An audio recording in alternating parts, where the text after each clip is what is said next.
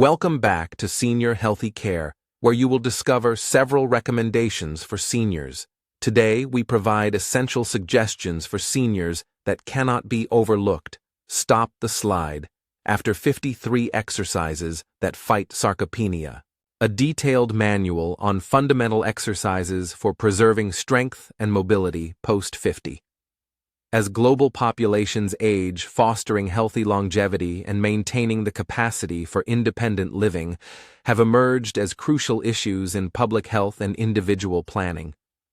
A considerable and expanding corpus of scientific data indicates a progressive, age-associated decline in muscle mass strength and bone mineral density alterations that may incrementally accrue and profoundly impact quality of life. Sarcopenia. The age-related decline in muscle mass often starts around the age of 50.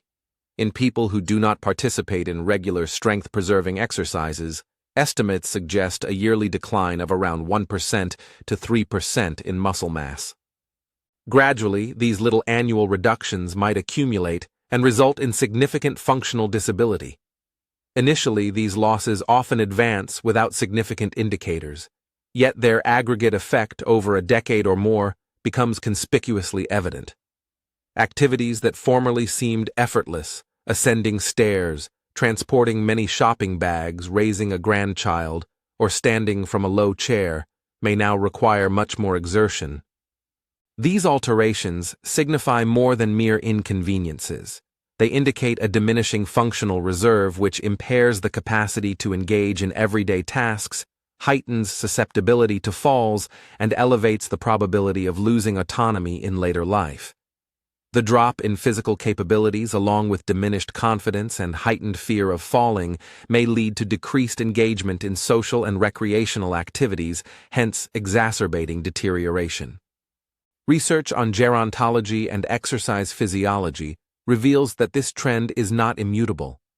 Focused and regular physical exercise may halt, diminish, and even reverse aspects of sarcopenia and functional deterioration.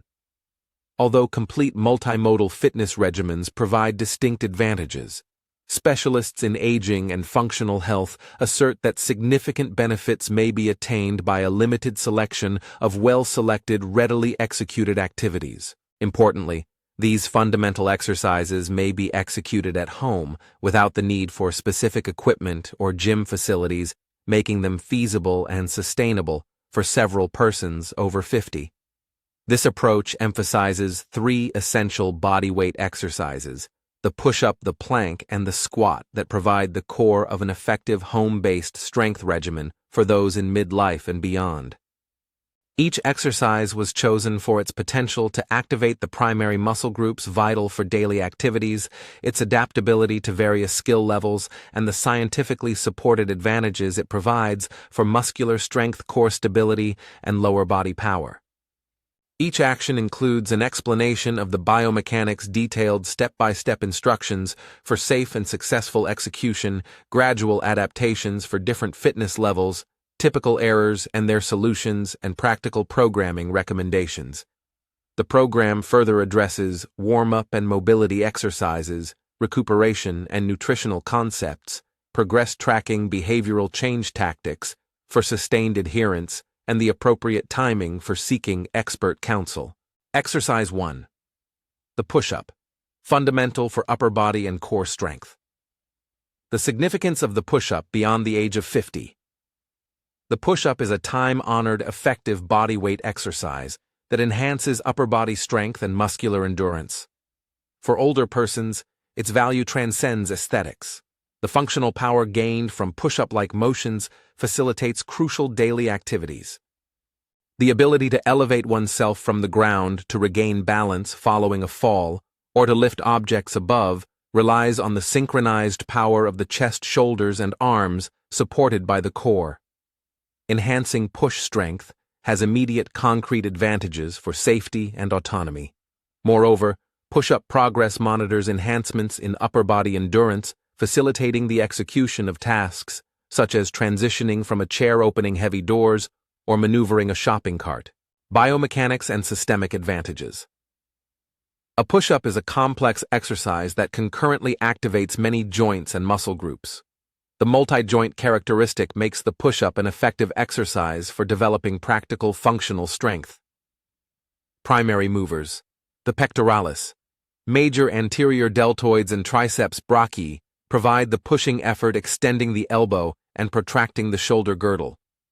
These muscles collaborate via the shoulder and elbow joints to maneuver the torso in relation to the hands. Fundamental stabilizers. The primary musculature rectus, abdominis, obliques, transverse, abdominis, erector spinae, serratus, anterior gluteal muscles and quadriceps engage isometrically to maintain a tight alignment from head to heels. This integrated activation enhances the body's functionality as a cohesive unit, optimizing force transmission between the upper and lower parts. Bone and joint health push-ups are a weight-bearing exercise for the upper body, applying regulated mechanical stress to the wrists, forearms, and upper arms. Wolff's law posits that bone undergoes remodeling in reaction to mechanical stress. This stimulation promotes bone preservation and may decrease the incidence of fractures. Repetitive regulated motion of the shoulder, elbow, and wrist facilitates the circulation of synovial fluid, which lubricates joints and may alleviate stiffness. Cardiovascular and metabolic effects. Executed as several repetitions or within circuits push-ups may provide a moderate cardiovascular stimulation and enhance muscle endurance, facilitating tasks such as transporting groceries or ascending stairs. Instructions for doing a normal push-up step-by-step meticulous adherence to form optimizes advantages and minimizes the chance of damage. Quality supersedes quantity. 1. Initial position. Begin in a high plank with hands placed on the floor somewhat wider than shoulder width. Fingers should be adequately splayed to evenly distribute force. Arms should be extended but not rigid. 2. Body alignment. Activate the core and gluteal muscles to establish a straight, rigid line from the top of the head to the heels. Maintain a neutral neck position and direct your attention slightly ahead and downward to prevent excessive cervical extension. Prevent sagging hips or elevating the buttocks. 3. Scapular control. Visualize retracting the scapulae slightly during the descent while permitting protraction as you ascend. This safeguards the shoulders and activates the serratus anterior. 4. Descent. Inhale and gradually lower the body with precision. Position the elbows at about a 45-degree angle in relation to the body instead of extending them outward. Descend farther until the chest or chin is a few inches from the floor or as far as form permits without compromising a neutral spine. 5. Ascent.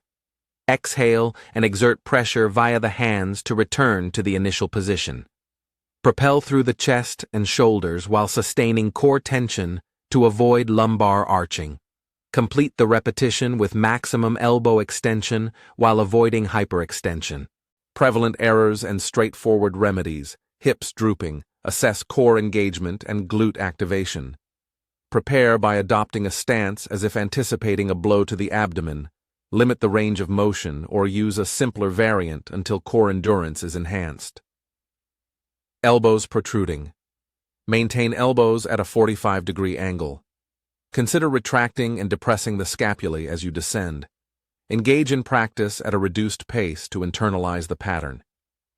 Hands excessively advanced. Position hands exactly behind shoulders. If wrist pain occurs, adopt a neutral grip, clench a fist, or do incline push-ups. Neck flexion or extension.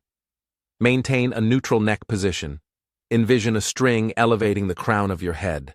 Accelerated, unregulated repetitions decelerate the eccentric lowering phase to enhance strength and mitigate joint stress. Advancements and setbacks. Commence at a level that offers a challenge without jeopardizing technique. Advance incrementally. Wall push-up beginner. Position yourself facing a wall with your hands at shoulder height and breadth. Incline forward, flex elbows, then extend backward. This lowers the proportion of body weight being exerted and is advantageous for mastering movement patterns. Incline push-up beginner intermediate position hands on an elevated surface, countertop bench strong table, drop the chest to the edge and press back up. Gradually decrease the surface height over many weeks to enhance load capacity. Knee push-up intermediate. From a plank position, descend the knees to the ground while maintaining a straight alignment from the head to the knees. This decreases load while maintaining the movement pattern. Standard floor push-up advanced compared to the aforementioned complete body in a high plank stance. Concentrate on deliberate eccentric control and preserving alignment. Advanced options only after consistent progress. Elevate feet on a stable surface decline, push-up, incorporate a pause at the nadir, utilize a weighted vest or resistance bands, or implement unilateral variations, single arm progression. Plyometric push-ups, light clap, or explosive press serve as a method for power training, but should be preceded by foundational strength and shoulder stability training. Instruction in programming. Frequency: 2 to 4 sessions. Weekly focusing on push strength with a minimum of 1 rest day between sessions based on intensity. Volume and intensity. Novices may execute 2 to 3 sets of 6 to 12 repetitions with a simpler variant. More experienced people might aim for 3 to 5 sets of 8 to 15 repetitions for endurance or 4 to 6 sets of fewer repetitions with increased resistance for strength. Tempo A, regulated 2 to 3 second eccentric phase, enhances strength and tendon resilience. Pause at the nadir for 1 to 2 seconds to eliminate momentum or execute slightly accelerated concentric movements to cultivate power when suitable. Periodization. Alternate between periods of elevated volume, low load endurance, moderate volume, moderate load, hypertrophy, and diminished volume, higher load strength to facilitate ongoing adaptation and mitigate stagnation. Safety considerations. Recent or unresolved shoulder injuries, consult a professional before to engaging in hard pushing activities. Rehabilitation treatments often emphasize scapular stability and rotator cuff fortification prior to resuming full push-ups. For wrist discomfort or arthritis, employ neutral grips, push-up bars, or knuckle push-ups. Inclination variance alleviates stress on the wrists. Exercises for wrist mobility and strengthening may provide benefits over time. Cardiovascular considerations. Individuals with uncontrolled hypertension, substantial cardiac history, or recent cardiac incidents should seek consultation with their doctor prior to engaging in high-intensity sets. Assess perceived effort and cease activity if symptoms manifest. Exercise 2. The plank, core stability for spinal health and equilibrium. The significance of core training post-50. Core strength is fundamental to most voluntary movements and is particularly crucial as one ages. The core consists of a three-dimensional network of deep and superficial muscles that surround the torso, providing dynamic support to the spine and pelvis. A strong, well-integrated core operates akin to a natural corset, enhancing posture, facilitating force transmission between the limbs, and safeguarding the spinal column during daily activities. The plank and isometric hold in which muscles contract without altering length is an effective method for training these systems. In contrast to isolated crunches, planks train the body to sustain tight alignment against gravitational forces, directly enhancing stabilizing requirements faced in everyday activities. Structure and functional functions. Essential elements comprise transverse abdominis, the innermost abdominal muscle encircling the trunk and providing spinal stabilization via elevated intra-abdominal pressure. The rectus abdominis and obliques are superficial muscles located at the front and sides of the torso, facilitating trunk flexion and rotation while enhancing abdominal definition.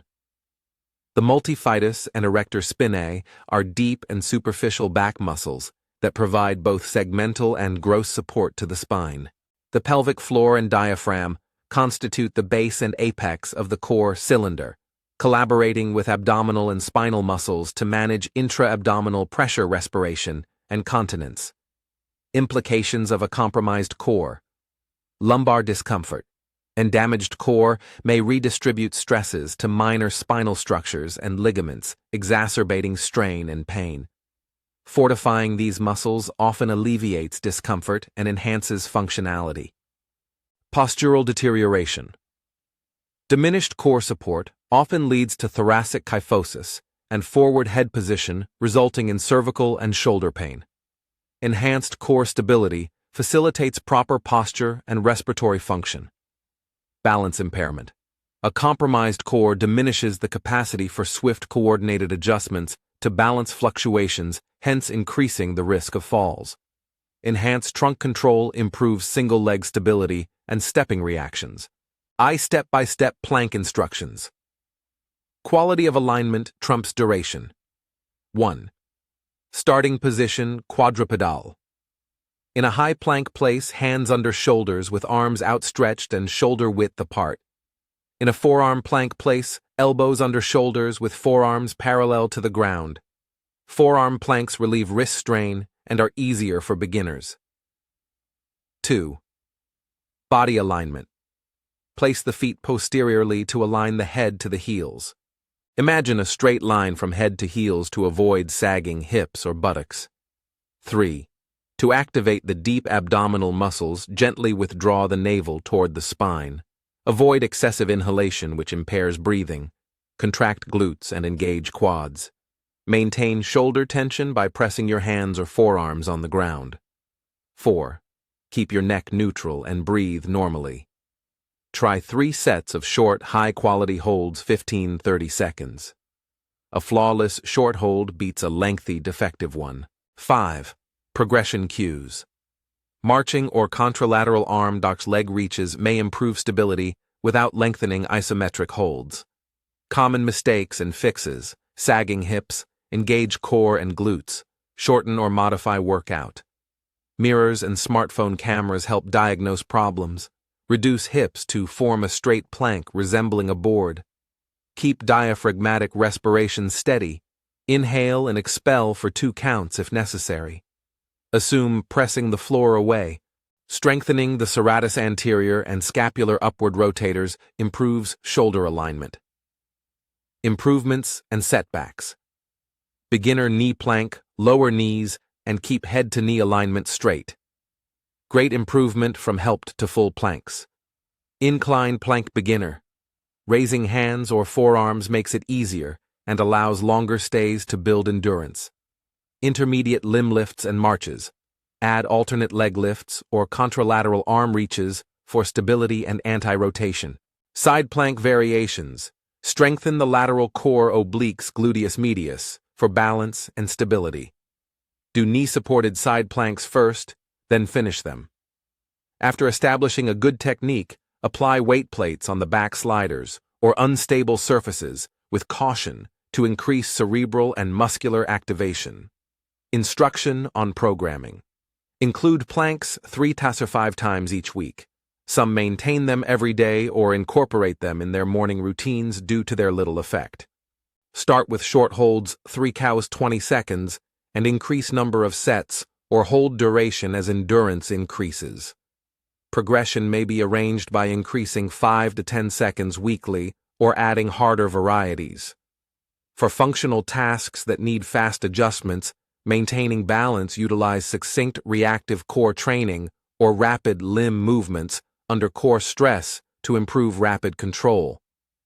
Safety concerns. Consult a doctor for acute low back pain or disc disease. Certain plank changes may worsen symptoms. Clinicians may suggest neutral spine holds or other stabilization. Isometric loading after abdominal or spinal surgery is prohibited unless advised by a doctor or therapist. Adjust to forearm or incline planks to relieve shoulder strain and optimize scapular alignment. Exercise 3. Squat for functional autonomy. The importance of post-50 squatting. Few movement patterns are as crucial as the squat. Sitting, standing, fetching goods, entering a car, and climbing stairs are all squat-centric daily actions. Lower body strength, mobility, and coordination indicate autonomy and mobility. Body weight squats are an effective lower body strength and function exercise. Train the squat pattern to reduce energy consumption and retain the ability to do these routines safely as you age. Benefits of functional anatomy. Compound squats strengthen hips, thighs, and core. Quadriceps, hamstrings, and gluteals push up from sitting and maintain dynamic balance. Joint stability. Properly performed squats support the hips and knees, possibly reducing joint stress and improving alignment. Balance and mobility. Squats improve proprioception and coordination, making movement safer and reducing fall risk. Lower body muscles are the largest muscular group in the body.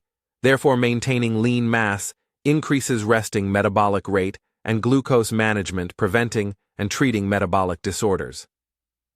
Basic bodyweight squatting instructions promote governance and cohesion. 1. Keep feet shoulder width apart. Anatomical structure and comfort may point toes outward. Place knees in line with toes. 2. Posture, chest up and spine neutral. Core activation supports the lower back and prevents lumbar curvature. 3. Start the descent by retracting the hips like a chair to decrease lumbar strain and activate the glutes. 4. Lower yourself by flexing your hips and knees. Descend to a comfortable depth without lifting the heels. Maintain knee-to-toe alignment. 5. Ascent. Push through the heels to stand up, then clench your glutes to extend your hips. 6. Maintenance of intra-abdominal pressure requires inhaling during descent and exhaling during rise. Common mistakes and corrections. Banded lateral walks strengthen the gluteus medius and external rotators while directing to slightly push the knees outward or spread the floor apart with the feet. The cue may be enhanced with tactile input from a knee band. Heel elevation. Calf stretches and ankle mobilization improve ankle dorsiflexion mobility. If tightness persists, use a narrow stance and utilize a folded mat or wedge for heel lift until mobility improves. Forward trunk inclination. Improve thoracic mobility and chest posture by prioritizing hip hinge start over knee dominant movement. Shallow, well-executed squats are better than deep, imperfect ones.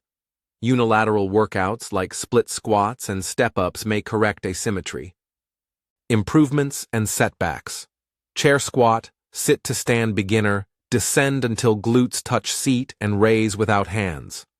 Helpful for deconditioned or balance-challenged people. Intermediate assisted squat. Gently grab a rail or TRX band for balance while working the legs. Bodyweight squat with tempo, pause, intermediate advanced. Slowly descend for 3 per 4 seconds and halt for 1 to 2 seconds at the lowest position to decrease momentum and improve range of motion. Split squats or step-ups progression with unilateral loading address, lateral asymmetries, and improve single leg strength and stability. Advanced external resistance use dumbbells, kettlebells, or vests with good technique and preparation. Gradually advance to avoid knee and back pain. Advanced plyometric and power variations. Light jump squats or box step-ups may increase force production for fall avoidance. Check strength and joint integrity before using. Instruction on programming. Frequency 2 to 4 sessions per week with a rest day between tough lower body exercises. Volume and intensity. 2 to 4 sets of 8 to 15 repetitions. Each exercise improves strength and functioning. Sometimes utilize lower repetition sets 3 to 6 reps with faster concentric movements or lighter load quick concentric squats to build power. Recovery rest between sessions and adjust volume if persistent pain impairs function. Older people may require longer recovery times, particularly when starting a new program. Safety concerns. Ask your orthopedic team or physical therapist for mobility and range of motion guidelines for joint replacement or severe arthritis. Early recovery should focus on functional ranges and avoid high-impact or end-range torques. Lumbar instability. Learn hip hinge methods from healthcare specialists and consider supervised training to protect the lumbar area. Balance deficits. Exercise with a chair or rail and progress when balance improves. Use spotters for large loads. A functional regimen with the 3 movements basics of balanced programming. A simple balanced diet focuses these 3 essential processes for growth and recovery. Schedule 2 to 4 sessions each week. 3 full sessions each week. Monday, Wednesday, Friday allow many people to fit it in and recover between exercises. Start with warm-up and mobility exercises, then push-ups, planks, and squats. Try mobility exercises or light conditioning to finish. To maintain shoulder health and posture, do posterior chain exercises like band rows and hip hinges frequently. Intensity progression. Increase leverage incline to floor repetitions, chalk sets, strain duration, or external resistance as needed. Variety and relevance. Step-ups for unilateral strength and side planks for lateral stability to maintain engagement and address deficits. Good weekly templates. 1 3-day beginner full-body regimen, ABA week. Warm-up, 5 to 10 minutes. Push variation 3. Sets 6 to 10 reps. Wall or incline. Plank 3 sets 15 to 30 seconds knee or forearm. Squat. 3 sets 8 to 12 reps chair sit to stand. 1 posterior chain accessory glute bridge, 2 to 3 sets 8 to 12 reps. Cool down in mobility 2. 3-day intermediate full body regimen. Making ready push 3 sets, 8 to 12 reps incline to flat. 3 sets of 30-45 seconds. Plank chalk side plank. Squat 3 sets of 10-15 reps. Bodyweight or lightweight, accessory single leg deadlift. 2-3 sets of 8-10 repetitions per side. Band rows 3 sets of 10-12 reps for posterior chain balance. 3 4-day split das advanced day 1. Upper and core, 4-6, 10 push-ups, 3 hikes 45 seconds plank, 4-8-12 band rows. Day 2, lower body squat centric plus, balance 4-board 8-12, squats 3x8 10 step-ups, calf ankle mobility exercises. Day 3, rest or exercise yoga walking. Day 4, full body power workout, lighter squats with increased concentric motions, controlled plyometrics if appropriate, and power push-ups. Day 5, cardio mobility or specialized rehabilitation. Planning adaptability and recovery. A quick pre-session warm-up improves muscle temperature, joint lubrication, and neuromuscular readiness. 5 to 10 minutes of aerobic warm-up marching, brisk walking, or modest stationary cycling. Increase heart rate gently and warm muscles. Dynamic mobility exercises 2 to 5 minutes. Arm circles, thoracic rotations, hip hinges, ankle circles, leg swings. For movement preparation, warm up with dynamic squats and incline push-ups. Before bigger sets, do numerous lighter sets of each main exercise, e.g., incline push-ups, bodyweight squats to a chair to stimulate the neural system. Post-session, cool down, 20-30 second static or mobility stretches for the chest, hips, hamstrings, calves, and thoracic spine. Foam roll key muscle groups for 1 to 2 minutes to relieve stiffness and speed recovery. Contrast baths or modest ambulation may improve circulation but are not necessary.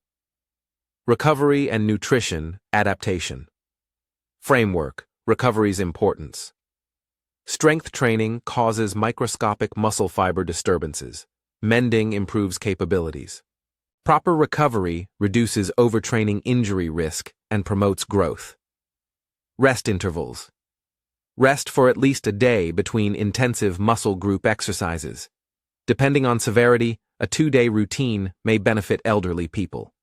Switch session emphasis upper versus lower to maintain frequency and aid local recovery. For hormonal and cellular healing, sleep 7 to 8 hours every night. Maintaining a regular bedtime, limiting late coffee, and avoiding screen time before bed improves recovery and cognition. Do yoga or do mobility exercises on rest days to increase circulation, reduce stiffness, and maintain movement patterns. Managing discomfort. DOMS frequently arises after starting or increasing physical exercise. Reduce exercise intensity or volume if mobility is compromised. Massage, gentle movement, and low-intensity aerobic exercise reduce pain. Strength building and skeletal nutrition. Exercise creates the requirement. Food gives the needed nutrients. Protein. Protein consumption is important for seniors since they have anabolic resistance, which reduces protein's muscle-building benefits.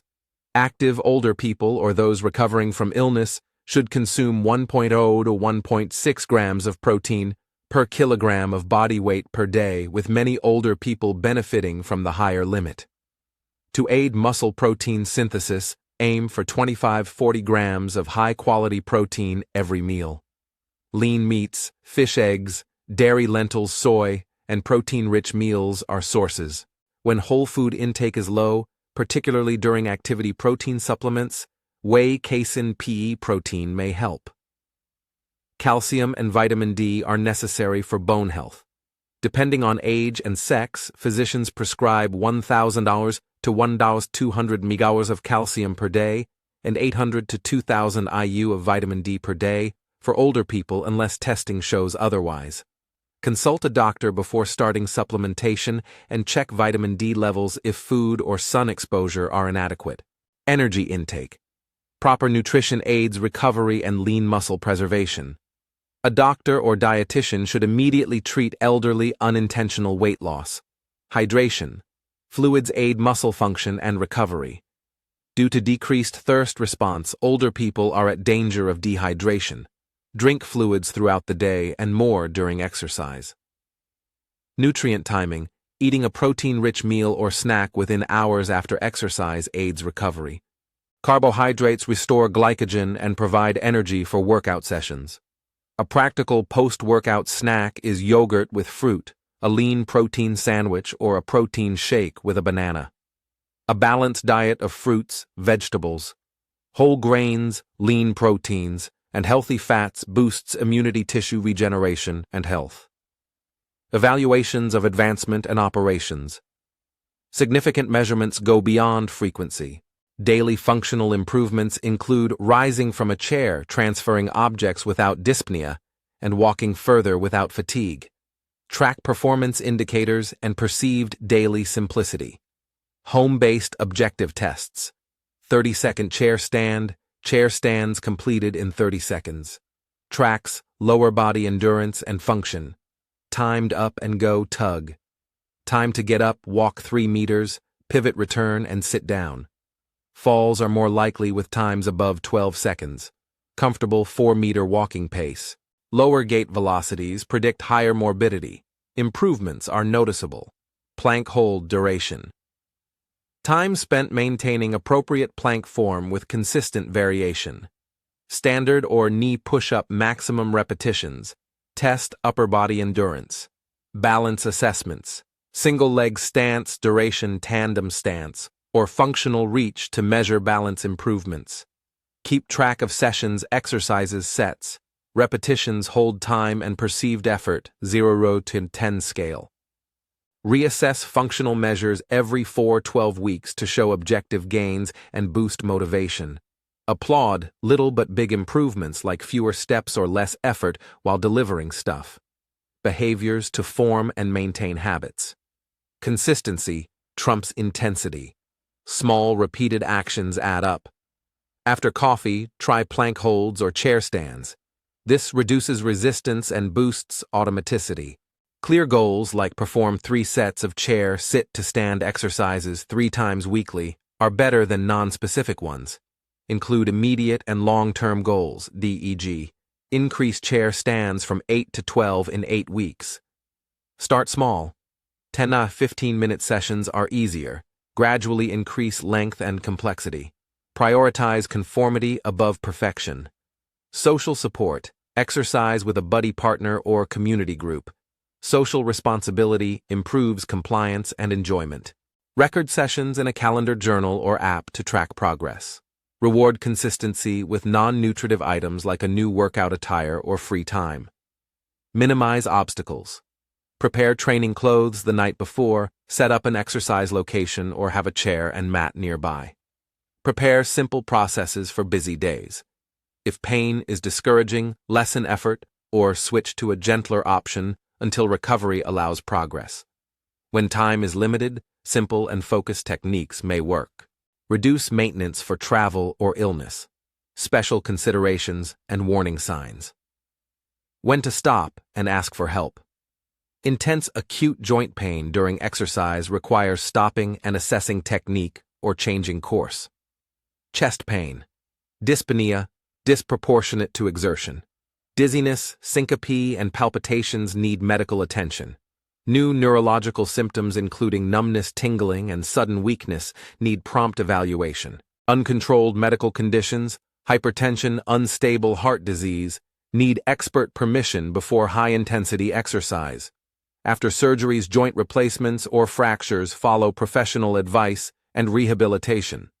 Customized progressive return to activity plans must account for surgical constraints. Populations require tailored approaches. Osteoporosis. Prefer the hip hinge approach, strengthen the hips, and back extensors, maintain appropriate posture, and employ safe loading progressions. Avoid repetitive spinal flexion and focus on vertical loading. Joint replacements. Follow the surgeon's safe range of motion and gradual loading instructions. Rehabilitation usually begins with range of motion and ambulation before weight training.